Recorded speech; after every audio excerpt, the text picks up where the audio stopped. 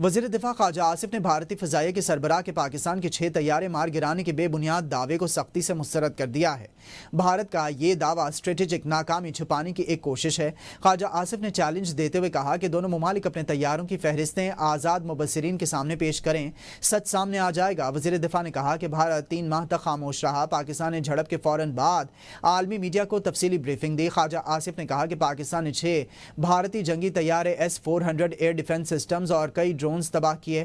بھارت ایک بھی پاکستانی طیارہ گرانے میں ناکام رہا، جنہیں عالمی رہنماؤں، بھارتی سیاستدانوں اور غیر ملکی انٹیلیجنس رپورٹس میں بھی تسلیم کیا گیا۔ خواجہ آصف نے مزید کہا کہ ایٹمی خطے میں جھوٹ پر مبنی دعوے خطرناک نتائج پیدا کر سکتے ہیں۔ پاکستان کی خود مختاری پر کسی بھی حملے کا بھرپور اور فوری جواب دیا جائے گا۔ اس کے نتائج کی ذمہ داری بھارت کی اسٹریٹجک اندھی قیادت پر عائد ہوگی۔ D G Pakistan air sports authority air vice marshal Zeeshan نے اسلام آباد ایئرپورٹ 8 دن بند ہونے کی خبریں گمراہ کن قرار دے دی ہیں۔ ڈی جی ایئرپورٹس نے کہا ہے کہ 14 اگست سے قبل فضائی سرگرمیوں کے باعث مخصوص اوقات کار میں 2 گھنٹے پروازوں کی بندش ہوگی۔ ان کا کہنا تھا کہ ایئرپورٹ باقی اوقات میں معمول کے مطابق فعال رہے گا۔ مختصر وقفوں کے علاوہ آمد اور روانگی کی پروازیں جاری رہیں گی۔ اسلام آباد ایئرپورٹ کی بندش کا دوران یہ محدود ہے اور عارضی ہے۔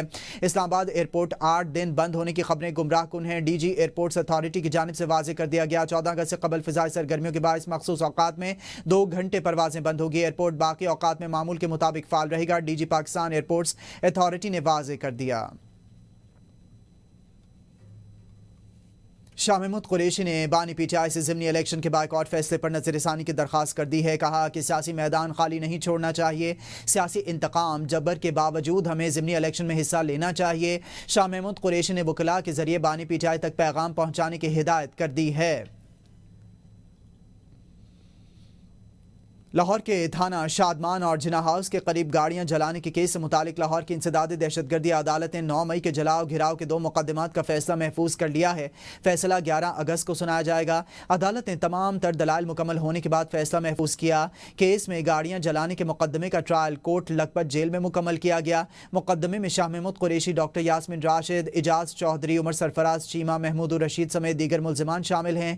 کیس میں مجموعی طور پر 25 ملزمان نامزد کیے گئے ہیں، جن میں سے 7 اشتہاری ہیں۔ گاڑیاں جلانے کے مقدمے میں 5 ملزمان کو گرفتار کیا گیا ہے۔ ایک ملزم وفات پا چکا ہے۔ ملزمان کے خلاف دہشت گردی اور دیگر سنگین دفعات کے تحت مقدمہ درج کیا گیا ہے۔ ضمنی انتخابات میں کس کو ٹکٹ ملے گی اور کس کو نہیں، اس کا فیصلہ نواز شریف کریں گے۔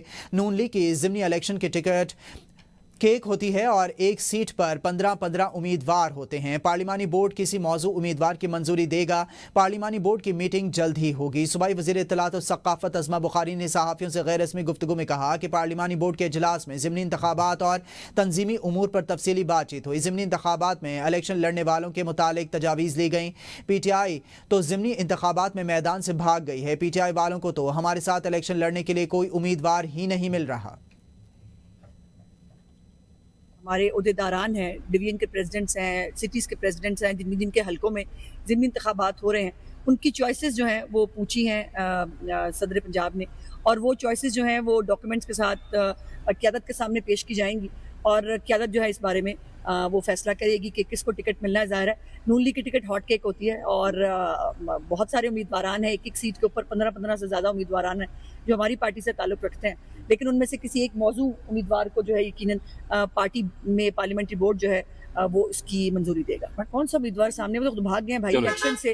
عمران خان نے کہہ دیا ہے کہ الیکشن نہیں لڑنا، تو کوئی تو الیکشن لڑ ہی نہیں رہے، ہم تو امیدوار ڈھونڈ رہے ہیں، ہمارے خلاف لڑنا کس نے ہے، تو ہمیں تو بندہ ہی نہیں ملا۔ Welcome back. آپ کو بتائیں خیبر پختونخوا حکومت کا پرتگال اسکینڈل کی آزادانہ تحقیقات کا مطالبہ۔ بیرسٹر سیف نے کہا ہے کہ 1000 ارب روپے سے زائد کے مالی اسکینڈل کا سراغ پرتگال میں لگ گیا ہے۔ اسکینڈل کے آزادانہ تحقیقات ہونی چاہیے کیونکہ پنجاب کے عوام کے ٹیکسز کا پیسہ پہلے لندن اور اب پرتگال میں منتقل کیا جا رہا ہے، جس سے اہم شخصیات نے جائیدادیں خریدی ہیں۔ بیرسٹر سیف نے کہا کہ تحقیقات کے بعد پنجاب کے 10 کھرب روپے پرتگال میں ہی برآمد ہوں گے۔ جعلی حکومت نے صرف 2.5 سال میں 78 سال کے کرپشن کے ریکارڈز توڑ دیے ہیں، لیکن عوام کا کوئی پرسان حال نہیں ہے۔ ان کا کہنا تھا کہ خواجہ آصف نے اپنے فرنٹ مین کو بچانے کے لیے استعفے کا شوشہ چھوڑا ہے۔ عوام کے ٹیکسوں کے پیسے باہر منتقل کر کے محلات بنائے گئے ہیں، مگر ان کا پیٹ بھرنے کا نام نہیں لے رہا۔ محسن نقوی کو الیکشن لڑوا کر وزیراعظم بنانے کی تیاری کی جا رہی ہے۔ ABN نیوز کے پروگرام ڈیبیٹ ایٹ 8 میں گفتگو کرتے ہوئے حافظ حمداللہ نے کہا کہ ادھر وزیراعظم بنتے نہیں ہیں، بنائے جاتے ہیں۔ ان کا کہنا تھا کہ محسن نقوی کو ووٹ دینے والے نواز شریف، شہباز شریف اور بلاول بھٹو زرداری ہوں گے۔ ہم کیسے یقین سے کہہ سکتے ہیں کہ 5 سال پوری کر سکیں گے؟ ابھی تو یہ باتیں بھی ہو رہی ہے کہ محسن نقوی کو الیکشن لڑوایا جائے گا لاہور سے، کوئی کہہ رہا ہے کہ ان کو الیکشن لڑوایا جائے گا جنگ سے، اور پھر آئے گا انشاءاللہ شوکت عزیز کی طرح وہ بھی وزیر اعظم بنیں گے۔ ادھر میرے بھائی بنتے نہیں ہیں، ادھر بنائے جاتے ہیں۔ اگر وہ فیصلہ کرتے ہیں کہ موجودہ PM کو چینج کرنا ہے، شہباز شریف کو، محسن نقوی کو لانا ہے، سب سے پہلے میاں نواز شریف صاحب ووٹ کریں گے، پھر شہباز شریف صاحب ووٹ کریں گے، پھر بلاول صاحب ووٹ کریں گے۔ امیر جماعت اسلامی حافظ نعیم الرحمان نے کہا ہے کہ لوگوں کو حقوق نہیں مل رہے، سیاسی جماعتوں کے اپنے ایجنڈاز ہیں، عوامی مسائل پر کوئی بات نہیں کر رہا۔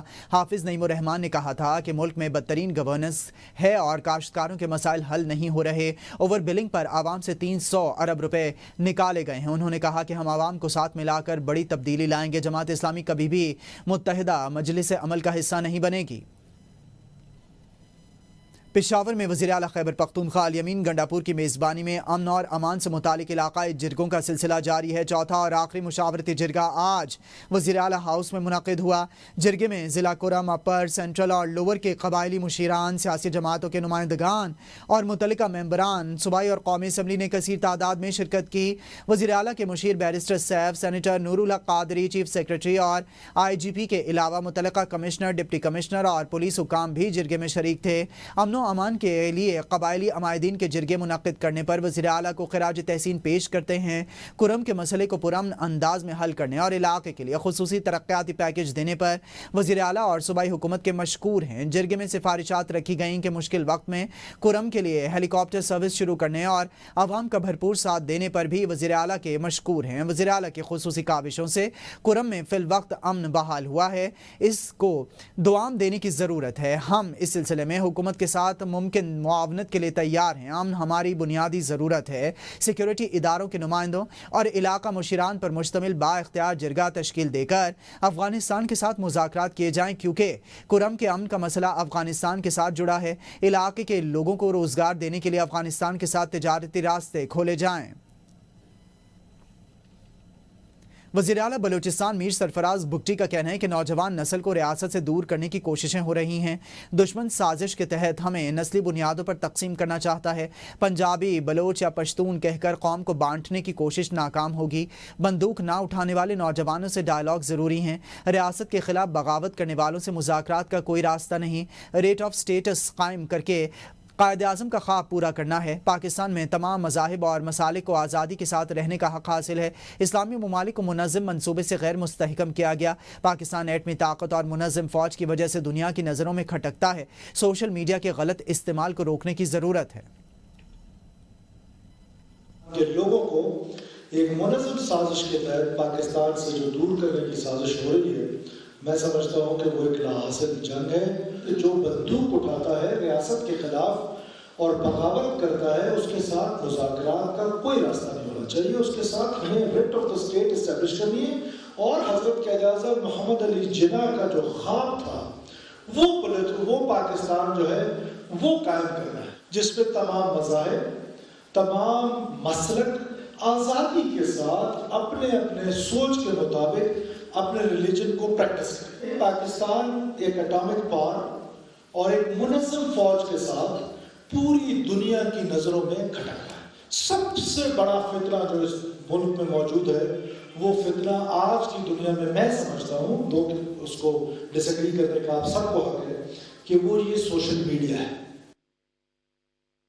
گورنر خیبر پختونخوا فیصل کریم کنڈی نے کہا ہے کہ جو خیبر پختونخوا میں امن لائے گا اس کے شانہ بشانہ کھڑے ہوں گے۔ انہوں نے واضح کیا ہے کہ وہ کسی کے ساتھ حکومت گرانے کی سازش نہیں کر رہے ہیں۔ تاہم 30 سے 35 آزاد ارکان موجود ہیں اور جب ہمارے نمبرز پورے ہوں گے تو عدم اعتماد لے آئیں گے۔ فیصل کریم کنڈی کے مطابق وزیر اعلیٰ خیبر پختونخوا ہر جگہ صوبے کی بدنامی کا باعث بن رہے ہیں، جبکہ PTI والے صرف گلی کوچوں تک احتجاج تک محدود ہو گئے ہیں۔ مزید کہا کہ وزیر اعلیٰ خیبر پختونخوا وکٹ کے دونوں طرف کھیلنے کی کوششیں کر رہے ہیں۔ जिना हाउस, अस्करी टावर समेत 3 जलाओ घिराव के मुकदमात में पेशरफ्त। इंसदादी दहशतगर्दी की अदालत ने साबिक अपोजिशन लीडर उमर अयूब की अबूरी जमानत की दरखास्तों को खारिज कर दिया। अदालत ने उमर अयूब की एक रोज़ा हाजिरी मुआफ़ी की दरखास्त मुस्तरद कर दी। अदालत ने अदम पैरवी की बुनियाद पर अबूरी जमानत खारिज की है। ATC के जज मंजर अली गुल ने अबूरी जमानत पर समाअत की। थाना शादमान, जलाओ घिराव, जिना हाउस और अस्करी टावर जलाओ घिराव के मुकदमात दर्ज हैं। इस्लामाबाद के दिल में वाक़ रावल डैम, जिसका पानी रावलपिंडी और इस्लामाबाद के लाखों शहरियों को सप्लाई किया जाता है, आज माहौलियाती आलूदगी के संगीन असरात की लपेट में है। शहरियों का कहना है कि डैम में गिरने वाला कचरा और बहता हुआ सीवरेज का पानी आवाम की सेहत के लिए खतरा है। यह है इस्लामाबाद का रावल डैम। एक तरफ खूबसूरत मनाजिर और पुरसकून माहौल और दूसरी जानिब कचरे के ढेर और नालों से आता हुआ सीवरेज का पानी जो बराह रास्त डैम के पानी में शामिल हो रहा है। आलूदा पानी से न सिर्फ शहरियों की सेहत खतरे में पड़ सकती है बल्कि शहरी तशवीश का इजहार कर रहे हैं। सीवरेज का पानी रावल डैम में गिरता है। ये पानी आ रहा है बरको वाली साइड से, इसमें सारी सीवरेज वगैरह सारी इसी में डली हुई है, तो ये पानी सीधा जाके रावल डैम में जाके लगता है, तो वहाँ से पिंडी भी सप्लाई हो रहा है। शहरियों का कहना है कि सीवरेज का पानी डैम में गिरने से बीमारियां फैल रही हैं। नाला काफ़ी खुला था, क्लोज होके वही नाला सीवरेज डाल रहे हैं, वही पानी इधर आ रहा है और ये रावल डैम में जा रहा है, ये लोग पीते हैं, ये पिंडी जाता है आगे पीछे। शहरियों का कहना है कि इस नदी पर अगर फिल्टर प्लांट लगा दिया जाए तो ये पानी साफ होकर डैम में गिरेगा। ये सारा बरकऊ सारी का सीवरेज का पानी आ रहा है, डैम से आगे पिंडी में सप्लाई होता है। ये सारा पानी जो है बीमारियाँ इसमें फैल रही हैं, तो आगे पिंडी यही पानी पी रहा है। यहाँ ट्रीटमेंट प्लांट लगा दिया जाए, पानी साफ हो गया, आगे डैम में जाए, आगे पिंडी वालों को सप्लाई हो, ताकि कोई बीमारी वगैरह कोई चीज़ ना बने। दूसरी जानिब वासा के तर्जुमान का मौक़िफ़ है कि रावल डैम के पानी को आलमी अदारा सेहत WHO के मयार के मुताबिक जदीद फिल्ट्रेशन प्लांट और ट्रीटमेंट के अमल से गुजारा जाता है और तमाम साइंसी टेस्ट क्लियर होने के बाद ही शहरियों को फराहम किया जाता है। रावल डैम के आसपास रहने वाली शहरियों का कहना है कि बाराकऊ से आने वाला जो पानी है उसमें सीवरेज और कचरे ज़्यादा जो पानी है वो सारा रावल डैम के अंदर आता है और यही पानी रावलपिंडी और इस्लामाबाद के शहरियों को सप्लाई किया जाता है। कैमरामैन कमर शहजाद के साथ इब्रार वली, ABN न्यूज़, इस्लामाबाद। एबिन स्टूडियो से फिल वक्त इतना ही।